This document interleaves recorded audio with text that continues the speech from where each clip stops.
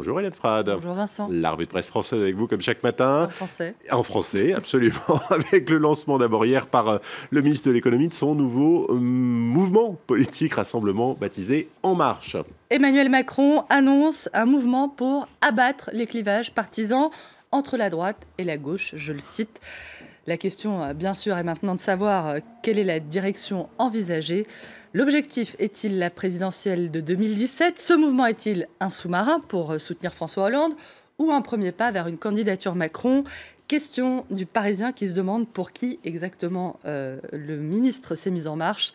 Rappelant que l'homme se plaît à casser ce qu'il présente comme de vieux clivages, déclarés périmé, pour ne pas dire préhistorique, le journal raconte qu'Emmanuel Macron, qui n'a jamais été élu et n'a pas sa carte au PS, dit vouloir refonder par le bas, mais encore, me demanderez-vous, ramener vers la politique ceux qui en sont écœurés, sous-titre Le Parisien.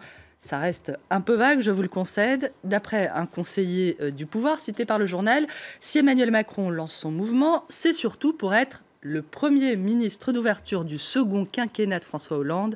Le président, dit ce conseiller, fait le calcul qu'il aura besoin d'ouvrir s'il gagne face à Marine Le Pen, tandis qu'un autre avance cette autre hypothèse. Macron se serait arrangé avec Hollande pour corneriser Valls. Il occupe le créneau de l'alternative et à la fin, Hollande se présente et Macron appelle à voter pour lui. À moins que la créature ne s'échappe, ce risque à imaginer Le Parisien. Eh bien, au PS, en tout cas, la nouvelle est accueillie plutôt avec scepticisme. Emmanuel Macron en marche avant ou arrière, à droite ou à gauche. Une valse un peu compliquée, a commenté François Calfon, qui est un proche d'Arnaud Montebourg. Propos cité par le Huffington Post, qui fait aussi état de cette réaction de Pascal Boitard. La secrétaire d'État aux personnes âgées s'est bornée à citer cette chanson de Jean-Jacques Goldman. Je marche seul. Les soutiens du ministre de l'économie, en revanche, applaudissent le transpartisme, je les cite, de son mouvement. C'est ce que rapporte Le Point.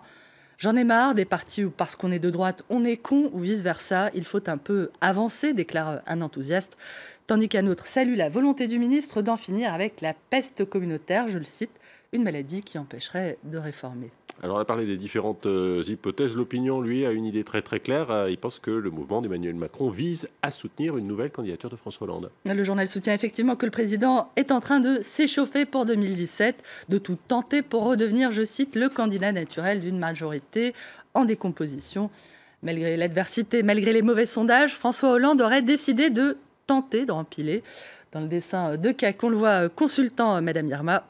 J'ai de nouvelles, lui dit-on. Vous voulez laquelle en premier ? La bonne, demande le président. J'ai pas dit qu'il en avait une bonne. Dernière difficulté en date, la mobilisation des jeunes contre son projet de réforme du Code du travail. D'après le Figaro, le chef de l'État serait prêt à lâcher encore du lest et multiplierait les gestes pour calmer la fronde, tout en affichant sa volonté de ne plus reculer sur la loi El Khomri. Des concessions que désapprouve évidemment le Figaro, qui dénonce une nouvelle fois ce matin les vieilles pratiques de la vieille gauche, qui préfère créer des dispositifs lourds et coûteux plutôt que de favoriser la création d'emplois. Et tout cela sans pouvoir compter sur un bénéfice politique, car la mobilisation et les réactions syndicales le montrent. Cette gauche militante-là refuse de sauver le soldat Hollande. En tout cas, ils se disent prêts à rester mobilisés jusqu'au retrait de la loi El Khomri. On parle bien sûr des participants au mouvement Nuit debout, qui occupe notamment la place de la République à Paris. La Libération raconte un mouvement hétéroclite, avide de débat et surtout exaspéré par les partis. La nuit leur appartient, titre avec romantisme Libération, qui se réjouit de voir les insurgés de République se réapproprier la chose publique.